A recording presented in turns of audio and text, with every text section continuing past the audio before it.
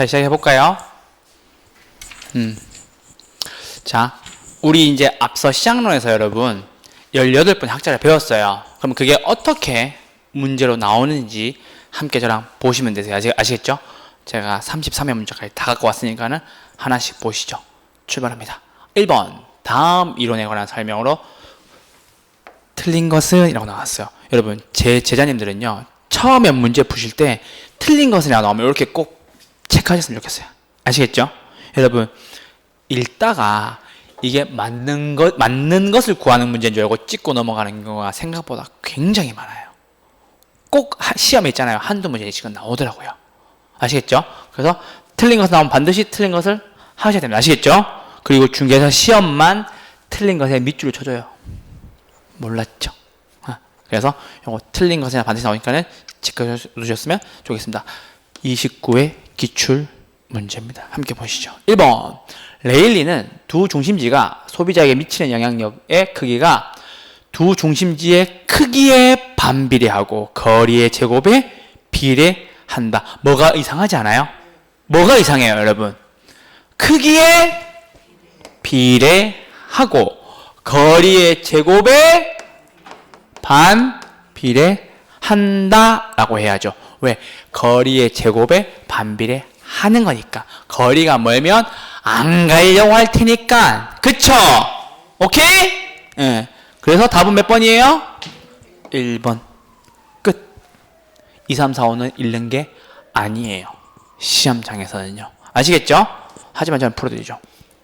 자, 2번. 배번은 운송비 나왔다. 오케이. 노동비 나왔다. 오케이. 그리고 집적이 나왔다. 고려하여 비용이 최소화되는 지점에 입지한다는 거죠. 이 비용이 뭔데요? 운송비 또 노동비 이렇게. 아시겠죠? 요거도 맞는 지문입니다. 3번 컨버스는 경쟁관계에 있는 두 소매시장 간 상권의 경계 지점을 확인할 수 있도록 소매 중력 모형을 수정 응용하였다. 소매 중력 모형 누가 쓴 건데요? 누가 만든 거예요? 레일리. 요렇게 하시는 거예요. 오케이? 맞아요, 여러분? 그러니까 경계지점 말이 굉장히 중요하지.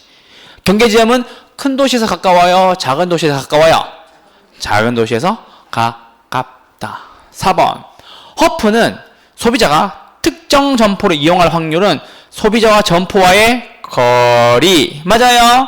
점포의 수, 점포의 면적, 수, 거리, 면적. 오케이? 수, 거리, 면적. 수, 면. 이해되셨나요? 오케이. 이렇게 기억해 주시면 됩니다.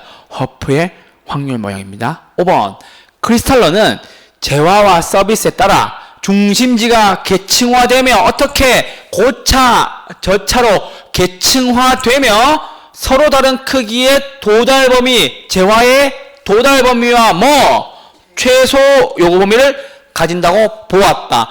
어디가 커야 돼요? 도달 범위가 커야 돼요? 최소 요구치가 커야 돼요? 도달 범위가 커야 되죠. 크리스탈러의 중심지론의 완벽한 설명이었어요. 답은 몇 번? 1번. 이렇게 푸시는 거예요. 문제. 아시겠죠? 지금은 물론 여러분들 그 개인의 학습 성취에 따라 좀 다르겠지만 요거를 적어도 저는 한 1월 달까지는 좀 해주셨으면 좋겠습니다. 아시겠죠? 오케이? 최소가 옆에다 이렇게 쓰시는 거지. 수거면, 경계 지점, 비용 최소화 요거 3개 이렇게 문제를 이렇게 푸는 거예요, 여러분. 포인트를 잡으면서. 아시겠죠? 제발 여러분 이렇게 내가 자 그렇게 하지 말라고 하는 짓을 이렇게 해요. 컨버스는 경쟁관계에 있는 두 소매시장과 상권의 경계지점을 확인할 수 있도록 소매 중력 모형을 수정하였다. 그렇겠지? 이렇게 막 푸는 사람 절대 진짜 제발 그렇게 풀지 마요. 아시겠죠? 그거 더 이상 말 안 하겠습니다. 아무튼 그렇게 푸시면 안 돼. 아시겠죠? 이렇게 깔끔하게. 아시겠죠? 문제 푸셔야 돼요. 그래야 여러분들 성적도 오르고 속도도 빨라지고 문제랑 개념도 깔끔하게 이해가 돼요. 아시겠죠? 오케이? 네. 2번입니다. 허프의 확률 모형에 대한 설명으로 틀린 것을 골라라 라고 나와요. 자, 답부터 보죠. 5번 보세요, 여러분. 전문품의 경우에는 맞죠? 일상용품보다 마찰 계수가 크다. 다른 말로 바꿔볼게요. 샤넬을 사러 가는 것이 고무장갑을 사러 가는 것보다 싫다 이거거든요. 싫어요, 좋아요? 좋죠.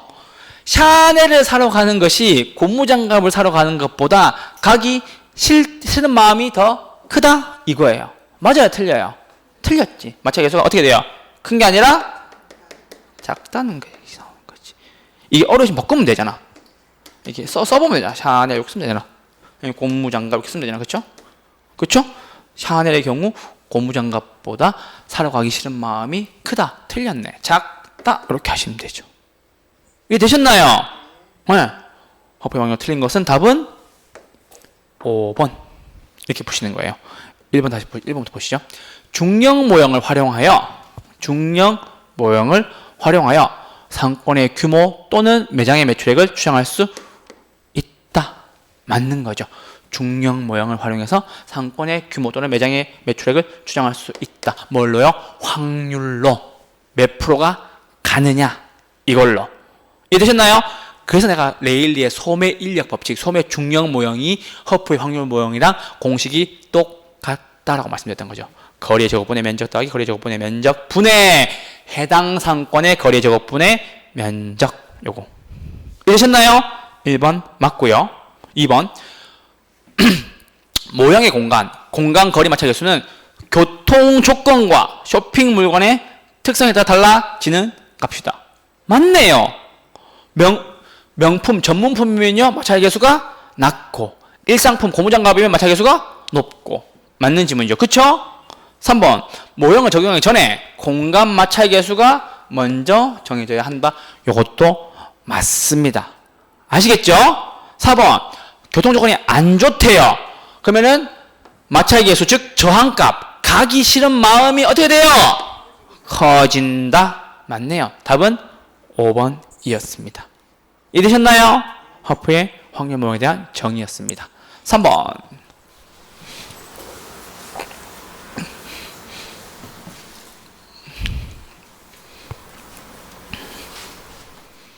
자, 다음 이론에 대한 설명 중 옳은 것은 모두 고른 것은이에요. 30회 문제예요. 문제 어려울까요? 쉬울까요? 문제 어렵습니다.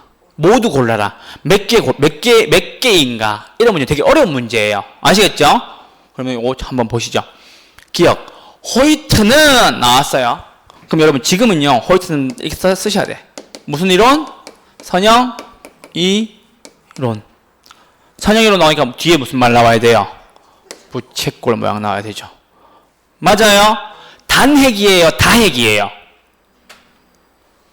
버제스의 동심원 이론, 호이트의 선형 이론은 도심이 한 개밖에 없는 단핵이잖아. 기억나요? 방금 했는데.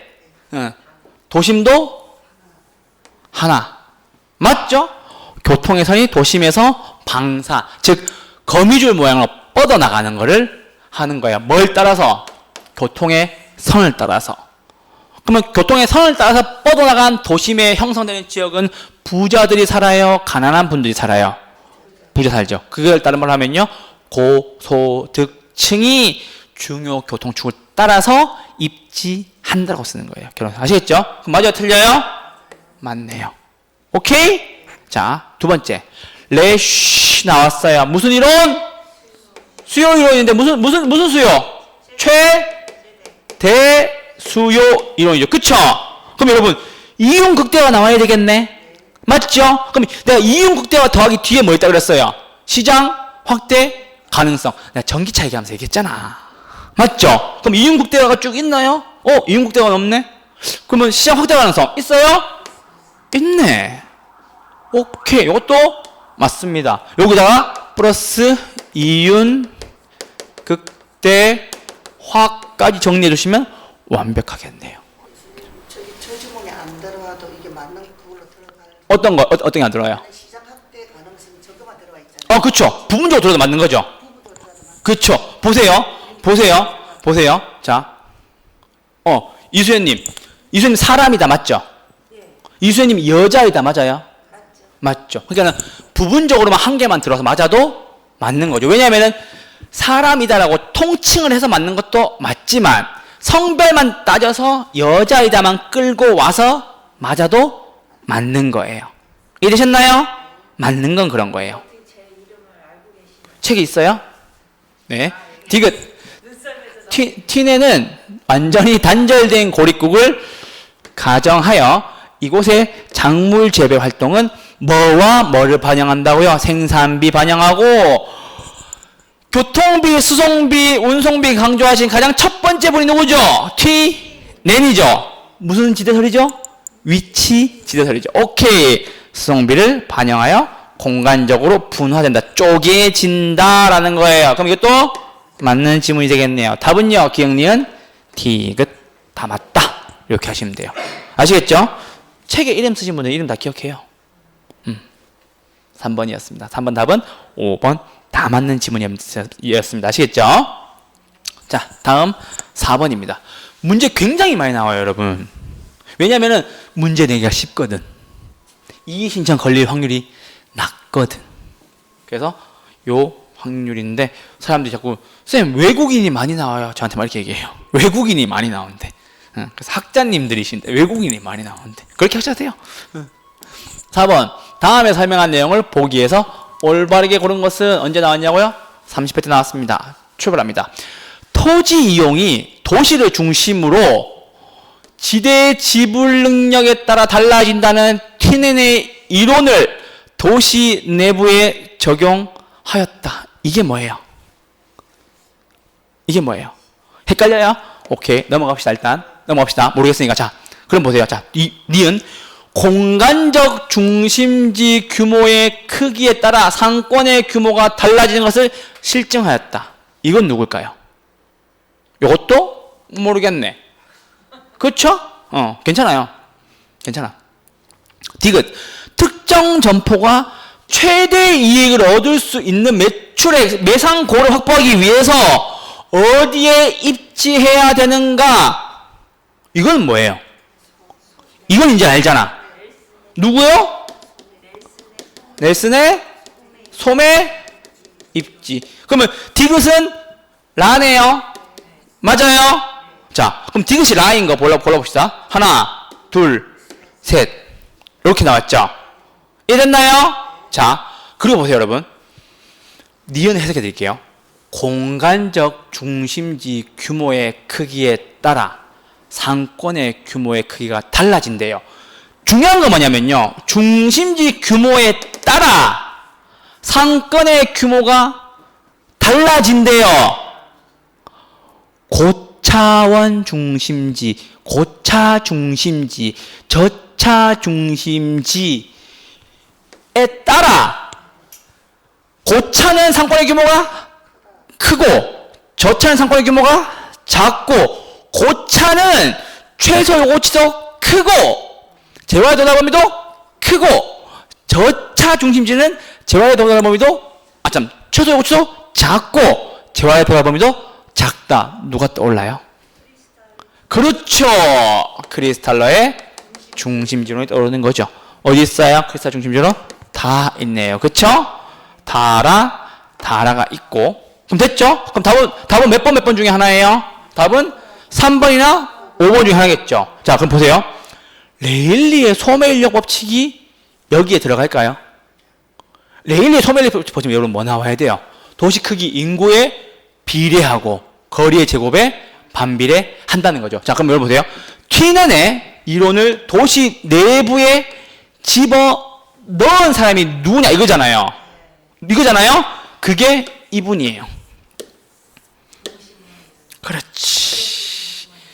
그렇죠. 중전 저고통 요거를 티넨이 나눠놓은 고립국 이론. 그러니까 요 나라 하나만 보겠다는 것을 도시 내부로 끌고 와서 중전 저고통으로 만든 게 누구라고요? 버제스의 동심원 이론이라고. 이해되셨나요? 오케이? 예. 그 답은 뭐예요? 가니까 가다라 이렇게 하시면 되죠. 답은 몇 번? 3번 이렇게 보시면 돼요. 굉장히 어려운 문제였어요. 근데 제가 풀어서 해석을 해드리니까 좀 들리죠. 이렇게 풀어서 볼 줄 아셔야 돼요. 문제를 아시겠죠? 오케이, 4번이었습니다. 자, 5번 문제가 엄청 많아요. 이거는 왜냐하면 중요하거든. 그리고 이 중개사 시험 중에서 가장 뭔가 공부를 한 것 같은 느낌이 들어. 내가 그 전공책 보는 듯한 그런 느낌. 그래서 5번입니다. 입지와 도시공간 구조에 관한 설명으로 옳은 것을 골라라 라고 나왔어요. 그쵸? 기억 볼게요. 컨버스는 소비자들이 특정 상점의 구매를 설명할 때 실측 거리, 매장 규모가 뭐예요? 다른 말로 하면 면적이죠. 같은 공간 요인뿐만 아니라 비공간 요인도 고려하였다. 잠깐만 여러분. 그러면 상권의 수, 거리, 면적, 여기서 규모라고 나왔네요. 그쵸? 이거 강조하신 분이 누구예요? 수, 거, 면 했던 사람 누구예요? 허프. 컨버스는 여러분 뭐예요? 분기점 모형이잖아. 그래서 여러분 분기점 모형이 아니라 내가 아까 수, 거, 면 한 게 허프의 확률 모형이라고. 보세요 여러분. 수, 거리, 면적 따지는 게 뭐라고요? 허프의 확률 모형이라고. 감 잡으셨어요? 그럼 이거는 컨버스가 아니라 허프의 확률 모형을 얘기하는 거예요. 이해되셨나요? 그래서 맞다 틀렸다? 틀렸다 나오는 거고. 자, 잘 보세요 여러분. 니은 호이트는 주장한 이론은 뭐예요? 호이트 주장한 이론은 뭐예요? 내가 호잇 하는 거 있잖아. 왜? 이게 뭐예요? 선형 이론이죠. 그쵸? 선형 이론 가장 중요한 건 뭐예요? 주요 교통축을 따라서 고소득층이 들어온다는 거죠. 그쵸? 그럼 읽어볼게요. 호이트는 저소득층의 주거지가 형성되는 요인으로 도심과 부도심 사이의 도로, 고지대의 구릉지, 주요 간선도로의 근접성을 제시했다. 맞아, 틀려요? 무조건 틀렸지. 이것도 틀렸고. 맞죠? 일단 그죠? 그럼 여러분 호이트의 선형이론은 버제스의 동심원 이론과 함께 단핵도시 이론이에요? 다핵도시 이론이에요? 단핵도시 이론이죠. 도심이 하나밖에 없는 거. 그러면 부도심 등장하면 돼요? 안 돼요? 안 되지. 오케이? 맞아요? 틀렸어요? 틀렸죠. 됐어요? 디귿. 넬스는 특정 점포가 최대 이익을 얻을 수 있는 매출액을 확보하기 위해서 어떤 장소에 입지하여야 하는가를 제시하였다. 이게 뭐예요? 소매 입지론. 누구의? 넬슨의 8가지 주장한 것 중에 가장 중요한 게 뭐? 양립성. 양립하려면은 보완재정적인 성격을 가진 제품들이어야 한다. 맞아요? 틀려요? 맞는 지문이네. 이렇게 푸시는 거야 문제. 내가 정리하고 쓸 건 쓰고.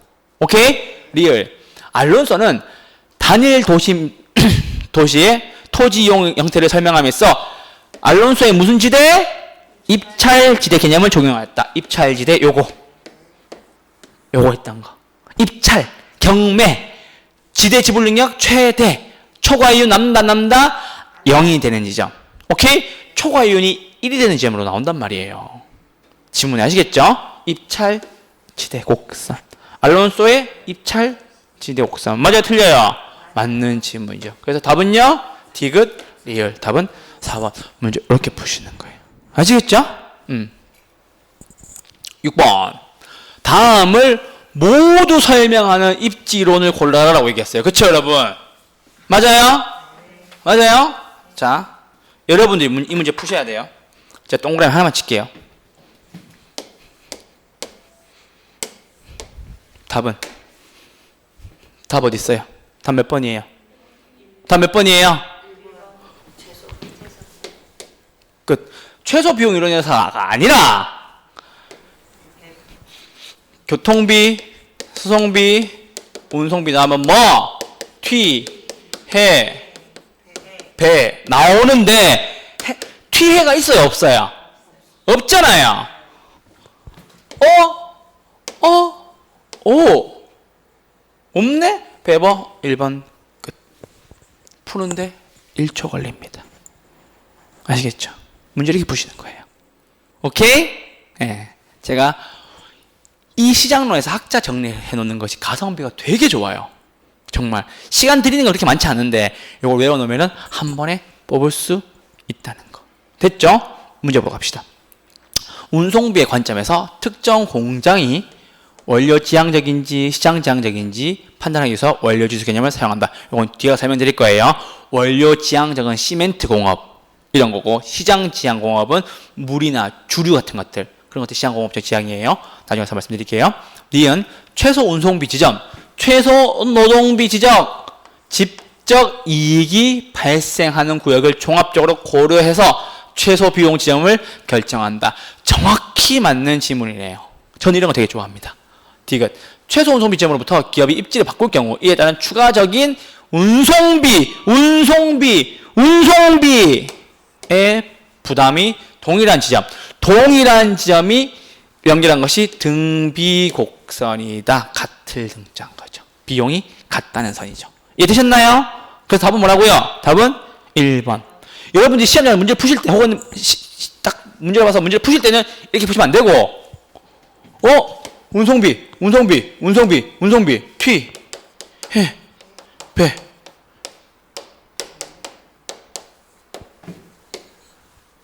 배버. 답 1번 넘어가시면 돼요. 확실하냐고요? 확실합니다. 아시겠죠?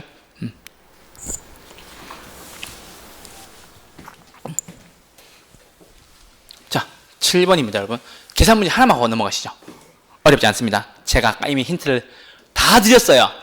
그쵸? 여러분, 컨버스의 분기점 모형 딱 나왔어요. 맞죠? 그럼 제가 여러분한테 공식 외워주셨으면 좋겠습니다. 했던 게 기억나시나요? 자, 여러분이 공식 불러주세요. 1 플러스 루트 작은 것분의 큰 거. 맞아요? 거리가 얼만데요? 30. 맞죠? 30km고. 그리고 여러분 한 가지만 더 부탁드릴게요. 이 컨버스의 분기점 모양은요, 여러분 꼭 그림도 하나 그려주세요. 아시겠죠? 제가 꼭 부탁드릴게요. 자, 그럼 그려볼게요. 이게 뭐예요? A 몇 명? 64만 명. 맞아요? 요거 B 몇 명? 16만 명. B죠, 그쵸? 그럼 상권의 경계 지점은 어디에 가깝다고요? 작은 데 가깝죠, 그쵸? 그럼 여러분 답 끝났어요. 작은 게 인구가 얼마예요? 16이죠. 맞죠? 큰 거는요? 64죠. 요거 두 개 나눠지네요. 1과 4로. 맞아요? 이해됐어요? 그럼 이거 다시 써볼게요. 1 플러스 루트 4분의 30이죠. 그러면 이게 어디서부터 어디까지의 거리인데요? 작은 상권의 거리라고요. 오케이? 작은 상권에서부터의 요거라고. 그쵸? 이해됐어요? 자, 그럼 요거 풀어보죠.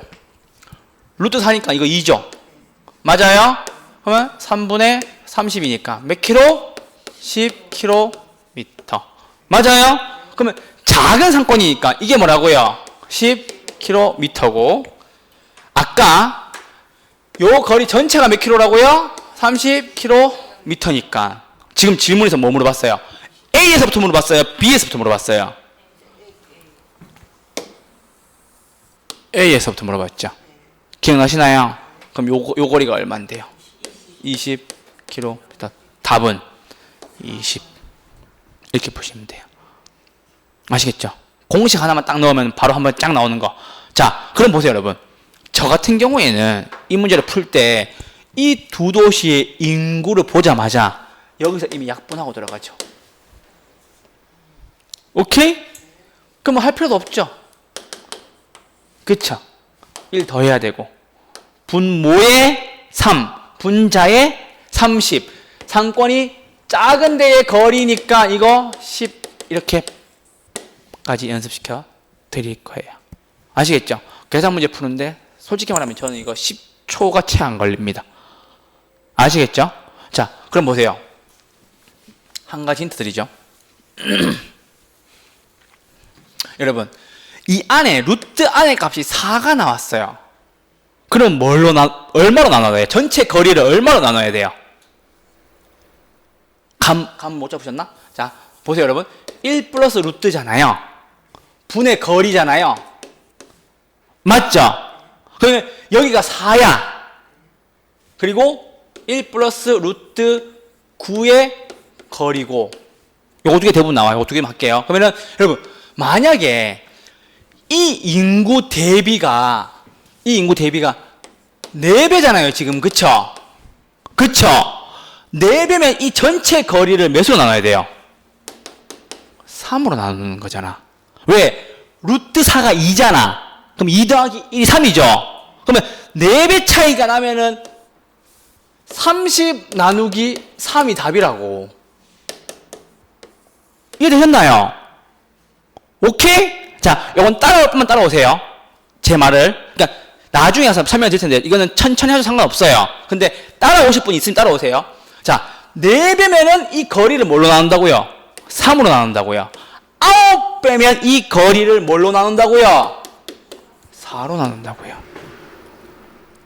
이게 끝이에요. 그러니까 딱 봤을 때 4배네? 나누기 3. 10kg. 10kg는 작은 거니까. 이게 10이니까. 이게 20이다. 한 번에 나오는 거죠. 저는 아무것도 안 쓰고도 풀어요.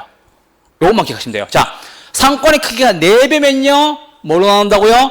3으로 나누고, 상권의 크기가 9배가 크면요. 얼마 나눈다고요? 4로 나눈다고. 그럼 끝이에요. 뭐를? 총 거리를. 그 대신 중요한 건 뭐다? 작은 상권에서 가깝게 나오는 거리가 답으로 나올 것이라는 거죠. 이해되셨나요? 오케이. 자, 요 문제를 다시 한번 제가 푸는 방법으로 한번 보여드리죠. 요건 저도 그래요. 요건 무조건 그리셔야 돼요. 왜냐면 무조건 그리셔야 돼요. 그래야 안 헷갈리니까. 이거 4배네? 맞죠? 루트 씌우죠? 한 개 더 하죠? 그러면 분모에 3, 위에 거리 30, 작은 데는 10km. 전체가 30을 발생. 이거는 20km. 답은 4번. 끝. 이건 따라오실 분만 따라오셔야 돼요. 나중에 또 다시 알려드릴 테니까요. 난 쌤 좀 헷갈리는데 하시는 분들은 일단 냅두세요. 근데 이 문제는 이렇게 보면은 가장 빨라요. 아시겠죠? 계산 문제 아무것도 아니죠. 네. 이렇게 해서 답은 몇 번이라고요? 4번. 2번 찍고 틀린 사람 있을까요? 없을까요? 수두룩하죠? 수두룩하죠? 왜요? 이거는 B 도시로부터의 거리거든. 이게 A 도시로부터의 거리지. 됐어요? 뭐 물어봤는데 A 도시로부터 얼마 떨어져 있냐? 이거 물어봤잖아. 답은 몇 번이에요? 4번. 아시겠죠? 오케이. 8번입니다.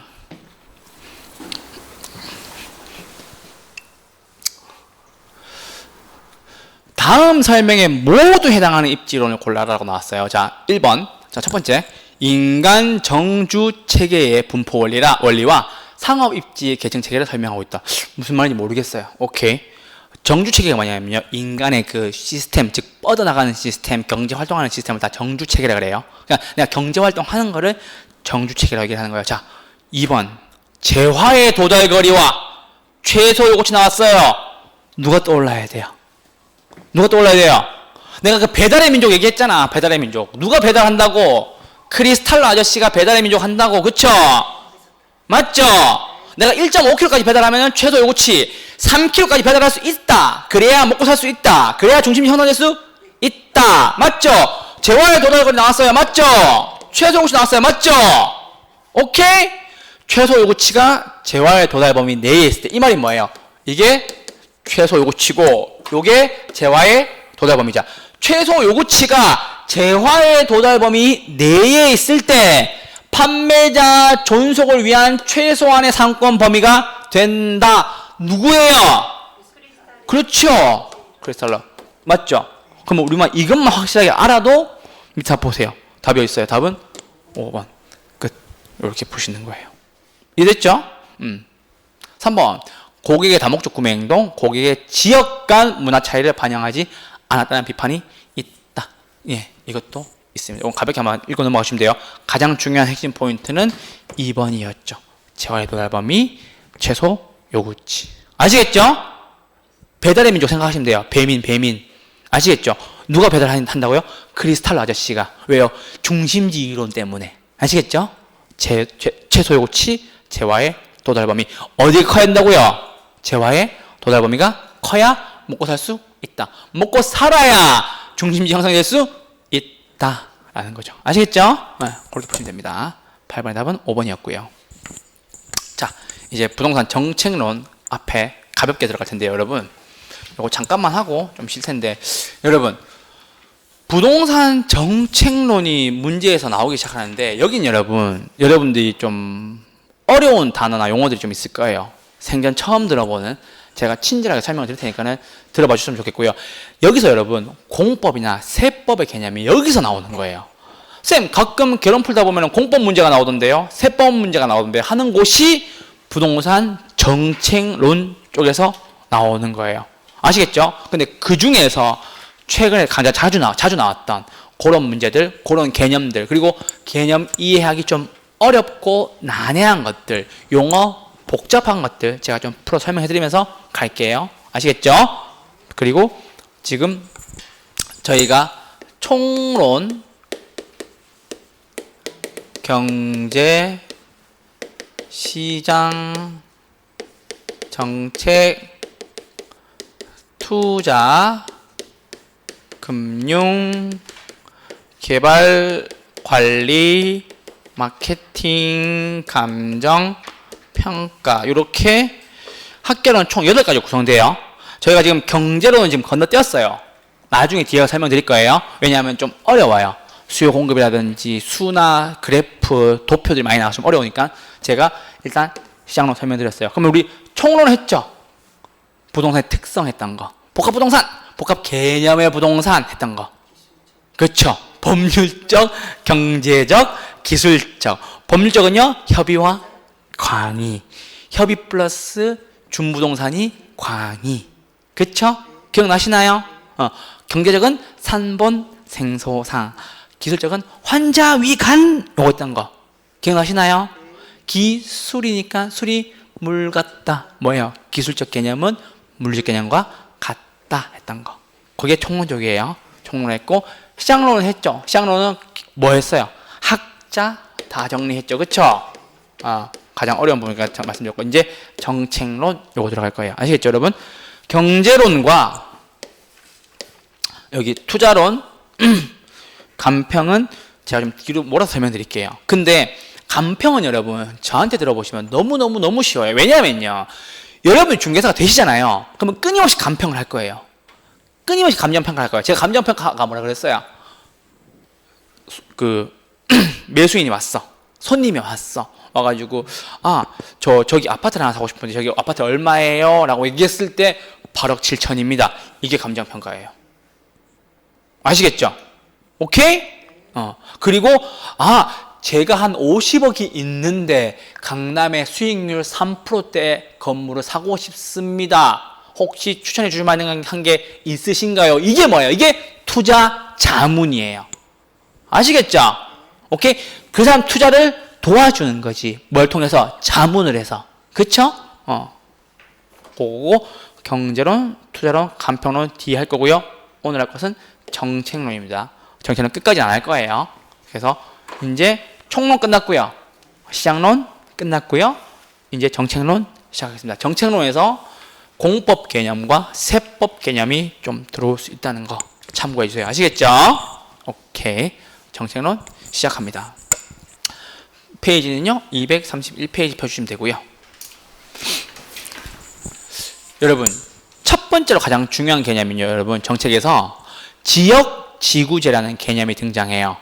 용도 지역, 용도 지구를 묶는 거죠. 왜 묶어요, 쌤? 어울리지 않는 토지 이용을 규제함으로써 부의 외부 효과를 제거하는 제도이다. 부의 외부 효과를 혹시 들어보셨어요, 여러분? 들어보셨어요? 안 들어보셨죠? 못 들어보셨죠? 그냥 부의 외부 효과가, 외부 효과가 어떤 거냐면요. 제3자에게 의도치 않게 나쁜 혜택을 주는 거예요. 좋은 혜택을 주는 것은 정의 외부 효과, 좋은 거고, 부의 외부 효과는 제3자에게 의도치 않게 나쁜 영향을 미치는 것을 부의 외부 효과가 그래요. 그러니까 외부에서 효과를 받는데 이게 좋으면 정의 효과, 나쁘면 부의 외부 효과. 외부에서 받는 효과를 받는 건데, 근데 이게 나쁘면 부의 외부 효과라는 거죠. 오케이? 자, 그럼 예를 하나 들어보죠. 여러분, 예전에 왜 고압 전선 밑에 살거나 혹은 원자력이나 이렇게 핵 발전소 옆에 살면은 이렇게 병 걸릴 확률이 좀 높다 이렇게 보셨죠? 그럼 보세요. 그 원자력 발전소가 거기 지역 사람들한테 피해를 주려고 했겠어요, 안 했겠어요? 의도하지 않았죠. 그럼에도 불구하고 내가 그 영향을 받은 거잖아요. 그런 것들을 대부분 부의 외부 효과라고 얘기해요. 자, 그리고 또 다른 거. 자, 여러분, 제가 벌을 키우는 사람이에요. 벌. 그걸 양봉업이라 그러죠. 벌을 키우는데 옆집에 엄청나게 큰 과수원이 들어왔어요. 사과 과수원이. 근데 이 사람은 우리 집 벌을 통해서 화분, 즉 이렇게 사과의 번식을 잘 되게 할 수 있겠죠. 그거는 뭐예요? 무슨 외부 효과예요? 정의 외부 효과인 거죠. 이해되셨나요? 그 사과 과수원 주인이 우리 집 벌을 통해서 화수분을 하려고 의도한 게 아니잖아. 맞잖아. 그러니까 내가 장사하고 잘 먹고 살기 위해서 사과를 심었을 뿐인데 옆집에 벌이 많은 바람에 우리 사과 농사가 잘 됐다. 이런 것들이 정의 외부 효과예요. 즉 외부 효과가 무슨 말이냐면요. 외부에서 내가 영향을 받는다는 소리예요. 하지만 그 제3자가 의도한 거다 안 한 거다. 안 한 건데 그게 좋게 발현되면 정의 외부 효과, 나쁘게 발현되면은 부의 외부 효과라는 거죠. 그럼 보세요, 여러분 보세요. 어울리지 않는 토지 이용을 규제함으로써 부의 외부 효과를 제거하는 제도이다라는 거죠. 자, 여러분 보세요. 내가 땅 주인이야. 내가 여기 연신내역 7번 chỗ 앞에 땅이 있어요. 나는 소를 키우고 싶어. 돼지를 키우고 싶단 말이에요. 여기다가 내 땅에 내 마음대로 할 수 있어요? 안 되죠. 왜요? 지나가는 사람들한테 악취나 오염물질들이 나오기 때문에 내 땅이어도 그거를 못하게 하는 거예요. 왜? 부의 외부 효과를 없애겠다는 거지. 이해되셨나요? 오케이? 그러면은 연신내역에다가 한복판에다가 그 돼지나 소 키우는 게 어울려요, 안 어울려요? 안 어울리죠. 그러니까 어울리지 않는 토지 이용을 규제하지 말라고 함으로써 오염될 만한 요소들을 제거하는 제도이다. 이게 지구제예요. 자세한 거는 전문가 공법쌤한테도 또 들으실 겁니다. 아시겠죠? 이해됐죠? 자, 그래서 보세요. 장점은 토지 이용의 효율성을 증대할 수 있어요. 이해됐죠? 단점은 지역 간의 형평성 문제와 토지 이용의 경직성 문제라는 거예요. 경직이 뭐예요, 여러분? 이렇게 굳는 걸 경직이라고 하죠. 그러니까 그거 하나만 계속 하라는 거죠. 그럼 어떻게 됐어요? 토지 이용을 원활하게 할 수가 없겠죠. 여기에다가 무조건 아파트만 지어야 돼. 여기다가 무조건 소만 키워야 되면은 그게 문제가 될 수 있겠어요? 없겠어요? 될 수가 있겠지. 그죠, 여러분? 그렇게 보시면 돼요. 아시겠죠? 지역주거 이해하셨죠? 그렇게 하고 요거 정의만 한번 보고 가시죠. 여러분, 국토법 하셨어요? 공법 시간에? 공법쌤 누구예요? 이현표 쌤이죠. 국토법 좀 하고 있어요? 그럼 가볍게 좀 읽고만 보고 넘어갈게요. 자, 이게 국토의 계획 및 이용에 관한 법령상의 정의예요. 국토법에 나온 내용들이에요, 다. 자, 읽어볼게요. 도시군 무슨 계획? 기본 계획입니다. 기본 계획은요? 특광, 특자. 뭐라고 읽어요? 이현표 쌤 뭐라고 읽어줘요?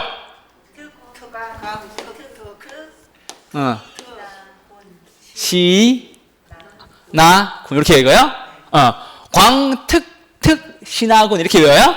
오케이. 그러면 자, 도시군 기본계획은요, 광특특 신하군의 관할 구역에 대하여 기본적인 공간 구조와 장기 발전 방향을 제시하는 종합계획이에요. 왜? 기본계획이니까. 근데 이것이 뭐에 수립하는 데 지침이 되냐면요, 도시군 관리계획을 세울 때 지침이 되는 거예요. 잘하네. 공법 시간이니까. 연포쌤 잘하시나 봐요. 재밌어요? 그래서 그게 도시군 기본계획이에요. 왜냐하면 지문에 나온다니까. 그래서 그래요. 이거를 도시군 관리계획이라고 딱 얘기를 하고 딱 요 지문 앞에서 종합계획에다 이렇게 잘라요. 아시겠죠? 그럼 우리가 봐야 될 포인트는 뭐냐면요. 기본적인 공간 구조와 장기 발전 방향을 제시하는 것은 도시군 기본 계획이고, 이 기본 계획을 토대로 도시군 관리 계획의 수립이 지침이 된다. 이렇게 보시면 돼요. 아시겠죠? 그러면 기본적인 공간 구조, 오케이. 장기 발전 방향, 오케이. 이게 도시군 관리라고 기본이라고. 기본. 아시겠죠? 기본. 이랬죠? 기본. 하시면 됩니다. 두 번째, 지구단위 계획. 지구단위 계획은 도시군 계획 수립 대상 지역의 일부에 대하여 도시 이용을 합리화하고 그 기능을 증진시키며 미관 개선하고요, 양호한 환경을 확보합니다. 그 지역을 체계적, 계획적으로 관리하기 위하여 수립하는 도시군 관리 계획이라는 거죠. 중요한 것은 일부. 문제 맨날 뭐라고 나와서 배웠어요? 전부. 맞아요. 문제 맨날 전부로 나와요. 전부가 아니라 일부. 지구 단위 계획이니까 전부가 아니라 일부. 아시겠죠? 중요한 포인트는 미관 개선, 양호한 환경 확보. 이렇게 정리해주면 돼요. 아시겠죠? 자, 다시. 도시군 기본 계획이 가장 중요한 것은요, 기본적인 발전 방향, 기본적인 공간 구조, 장기 발전 방향이고, 도시군 관리 계획의 수립에 지침이 된다는 거예요. 무슨 말인지 아시겠죠? 그러니까는 도시군 관리 계획을 세울 때 도시군 기본 계획, 더 큰 계획을 보고 만드세요, 이 뜻이에요. 그러면 뭘 두 가지를 따져야 되겠어요?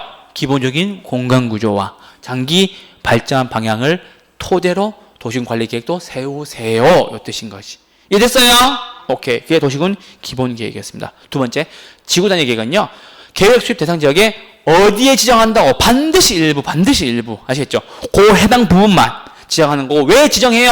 미관 개선하고 양호한 환경을 확보하기 위해서 지정합니다. 라고 하시면 돼요. 아시겠죠? 그게 지구 단위 계획이었습니다.